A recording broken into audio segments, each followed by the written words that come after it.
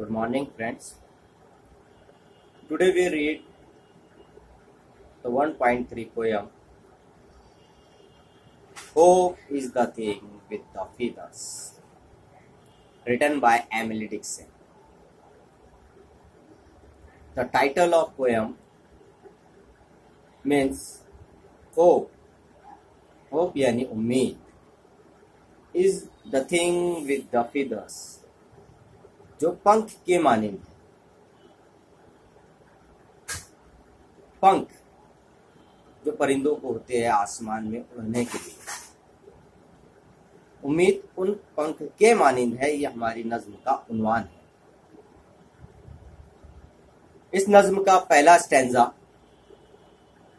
Hope is the thing with the feathers that perch in the soul and sing the tune without the words and never stop at all।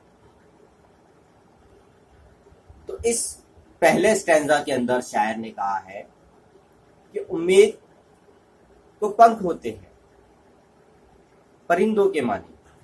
जैसे परिंदों के पंख मुलायम और soft होते हैं, बिल्कुल उम्मीद उन परिंदों के पंखों के माने नर्म और मुलायम होती है,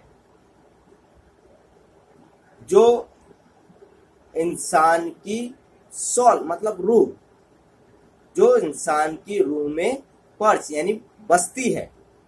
कहाँ रहती है उम्मीद? इंसान की रूह में, इंसान के दिमाग में। तीसरी लाइन में शायर कहता है कि and Singh the tune without the words, उम्मीद गीत गाती है लेकिन बिना आवाज के। लेकिन बिना आवाज के गीत गाती है जो हमारे रूह के जज्बात को, जो है बिना आवाज के हमारे एहसासात को, हमारे जज्बात को, हमारे फीलिंग को पेश करती है और कभी नहीं रुकती। नेवर स्टॉप एट ऑल, कभी नहीं रुकती। उम्मीद कभी नहीं रुकती। उम्मीद इंसान का साथ कभी नहीं छोड़ती। इंसान होता है जो उम्मीद का साथ छोड़ देता है। दूसरा स्टैंजा में शायर कहता है कि and sweetest in the gale is hear and sore must be the storm that could abash the little bird that keeps so many warm. तो इस दूसरे स्टैंजा के अंदर पोएटेस कहती है एमिली डिक्सन उम्मीद के बारे में कि उम्मीद जो है गीत गाती है, बिना आवाज के गीत गाती है, जो मुश्किल यानी मुश्किल हालात में, जो जब हम पर मुश्किल हालात आ जाते हैं, उन मुश्किल हालात के अंदर ये उम्मीद का गीत हमें मीठा बनकर सुनाई देता है। बिना अल्फाजों वाला ये जो गीत होता है, ये जो हमारे जज्बात होते हैं, जो हमारी फीलिंग्स होती है, ये एक मीठी तरन्नुम बनकर हमको सुनाई देती है।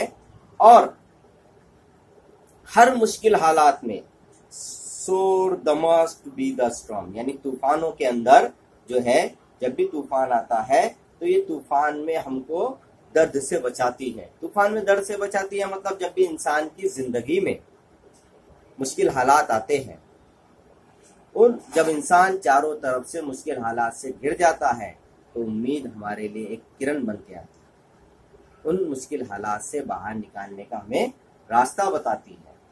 That could abash the little bird that keeps so many warm। अबैश मतलब खामोश, एक खामोश परिंदे की मानिंद होती है।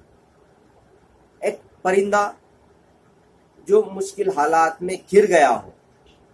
यहाँ पर शायर ने उसको इस तरह से तशबीह दी कि कोई ठंडी और सर्द हवाओं के तूफान के अंदर जो है वो छोटा सा परिंदा घिर गया हो, तो ये उम्मीद that kept a many warm, ये उम्मीद उसको उन ठंडे हालात के अंदर गर्म रखती है। गर्म रखती है मतलब अगर वो ठंडे हालात, उस ठंडे इलाके में वो परिंदा रहेगा, बहुत ज्यादा ठंड, तो वो मर सकता है, लेकिन उसे उम्मीद होती है और वही उम्मीद उसे उस ठंडे इलाके में भी गर्म रखती है, मौत से उसकी हिफाजत करती है। यानी शायर ये कहता है कि उम्मीद उन मुश्किल हालात में उसे बाहर निकलने का रास्ता बताती है। उसे इंसान की जिंदगी में उम्मीद एक अहम काम रखती है। जब भी वो किसी मुश्किल हालात में घिर जाए और वो उम्मीद उसके रूह के बसेरे से निकलकर, उसके दिमाग से होकर जो है तो उसको उस मुश्किल हालात से बाहर निकलने का रास्ता बताती है, ये होती है उम्मीद। तीसरे स्टैंजा के अंदर पोएट कहता है कि I have heard it the chillest land and on the strangest sea, yet never in the extremity it asks a crumb of tea।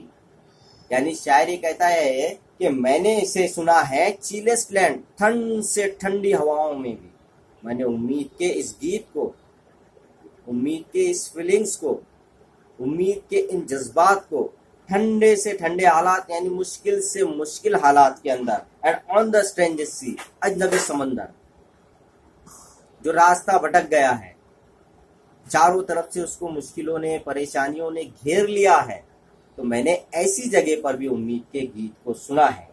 और उम्मीद इन तमाम मुश्किल हालात में, इन ठंडे हालात में जो है तो हमको गर्म रखती है, यानी जिंदा रहने की उम्मीद ही एक चीज होती है जो इंसान को जिंदा रहने की जो है तो उम्मीद पैदा करती है, उस मुश्किल हालात से बाहर निकालने का रास्ता बताती है। और आखिरी की 2 लाइन में शायर ने कहा कि yet never the extremity and it ask a crump of be. और उम्मीद एक ऐसी चीज है जो इंसान को सिर्फ देती है, रिटर्न में कुछ नहीं लेती, बदले में कुछ नहीं लेती, उम्मीद सिर्फ इंसान को देती है। तो इस पोएम के अंदर जो है राइटर ने, एमिली डिक्सन ने, इंसान के अंदर एक परिंदे से तशबीह देते हुए इंसान को ये कहा है कि इंसान जो है मुश्किल हालात से जब घिर जाता है, चारों तरफ से परेशानियां और मुश्किलात उस पर आ जाती है, तो उसने कभी नाउम्मीद नहीं होना चाहिए। उम्मीद एक ऐसी चीज है जो इंसान को इन मुश्किल हालात में, इन तकलीफों में जो है तो उसको बाहर निकालने का रास्ता बताती है। और अगर इंसान नाउम्मीद हो जाए तो फिर वो जिंदा कैसे बचेगा? इंसान खत्म हो जाएगा। जैसे इसके लिए मैं आपको एक उम्मीद से रिलेटेड मैं आपको एक छोटा सा एक कहानी सुनाता कि 3 मेंढक एक गड्ढे के ऊपर एक छोटा सा ऐसा दरख्त का एक बड़ा सा गड्ढा, और उसके ऊपर गड्ढे के ऊपर एक दरख्त लकड़ी का एक टुकड़ा रखा हुआ था। उस लकड़ी के टुकड़े पर से चलकर तीन मेंढकें जो है रास्ता पार कर रही थी। जैसे ही वो आधे रास्ते में पहुंचे, वो लकड़ी टूट गई और तीनों मेंढक उस गड्ढे के अंदर गिर गई। अब उनके कुछ साथी उन 3 मेंढकों के साथ कुछ साथी उनके पीछे आ रहे थे। उन्होंने जब इन मेंढकों को गड्ढे में गिरा हुआ देखा तो उस गड्ढे के चारों तरफ से आकर खड़े हो गए। अब तीनों मेंढक गड्ढे के ऊपर चढ़ने की कोशिशें कर रहे हैं, लेकिन चढ़ते जाते हैं, गिरते जाते हैं, चढ़ते जाते हैं, गिरते जाते हैं, वो ऊपर नहीं पहुंच पा रहे हैं। तो ऊपर से जो है तो उनके साथी मेंढक कहते हैं कि अब तुम बच नहीं सकते, अब तुम्हारी बचने की कोई उम्मीद नहीं है, तुम इतनी मेहनत मत करो, तुम गड्ढे में गिर जाओ। तो 3 मेंढकें जो उस गड्ढे के आधे रास्ते को पार कर चुकी होती है, तो उनमें से 2 मेंढकें उम्मीद छोड़कर कि अब हम बच नहीं सकते, ये उम्मीद छोड़कर जो है गड्ढे में गिर जाती है। लेकिन एक मेंढक जो है तो वो कोशिश करती है, उसके दिल में उम्मीद रहती है कि मैं बच सकती हूँ, तो वो गड्ढे में कूदती नहीं है, बल्कि कोशिश करके आखिर अपनी उस कोशिश में कामयाब होती है और गड्ढे से बाहर निकल जाती है। तो उस मेंढक को बाहर किसने लाया? उसके दिल के अंदर जो उम्मीद थी, उस उम्मीद ने लाया। तो शायर ने जो है इस नज्म के जरिए इंसान को ये पैगाम दिया है कि इंसान ने कभी नाउम्मीद नहीं होना चाहिए, क्योंकि उम्मीद ही एक चीज है, परों की मानी जिसको पंख होती है, वो आसमानों में उड़ती है, इंसान को आसमानों में उड़ाती है, और यही उम्मीद इंसान को मुश्किल हालातों से बाहर निकालती है। तो शायर ने कहा कि उम्मीद पर की मानिंद है, जो आपको सिर्फ देती है, आपसे बदले में कुछ नहीं लेती। उम्मीद करता हूँ कि आपको ये नज़्म अच्छी तरह से समझ में आई होगी। Thank you.